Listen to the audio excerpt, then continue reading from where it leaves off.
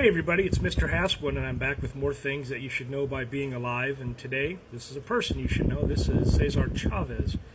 He never held elected office, he didn't lead an army, but he changed American labor and dignity with marches and strikes and grit. Cesar Chavez was born in 1927 in Arizona to a Mexican-American family. And during the Great Depression, they lost their farm and they became migrant farm workers, traveling from field to field across the American Southwest. And Chavez attended dozens of schools. He dropped out in the 8th grade just to help and support his family. Experienced, racism, poverty, exploitation. He experienced all those things firsthand. He'll serve in the U.S. Navy, but when he returns, he went right back to the fields, and that's when his real work began. By the 1950s, Chavez was organizing with a community service organization, registering Latino voters and fighting discrimination. But in 1962, he co-founded something bigger, and that's the National Farm Workers Association, which would later become the United Farm Workers, or the UFW.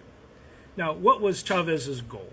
Well, basically it came down to dignity and basic rights for farm workers, most of whom were Latino, poor, and exploited.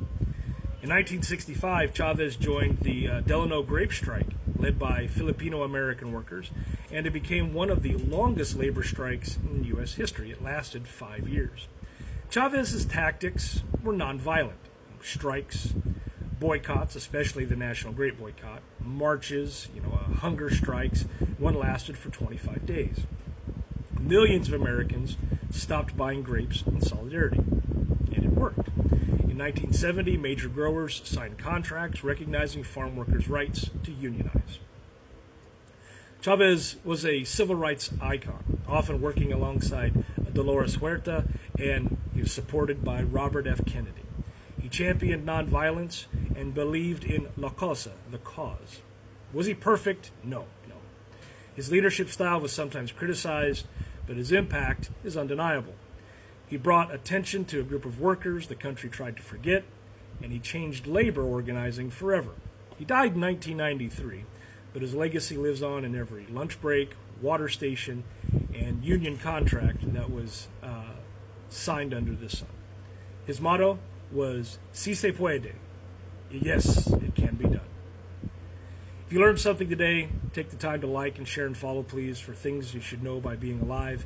And this is largely because justice isn't just about history books; it's about who gets hurt. Thanks for watching.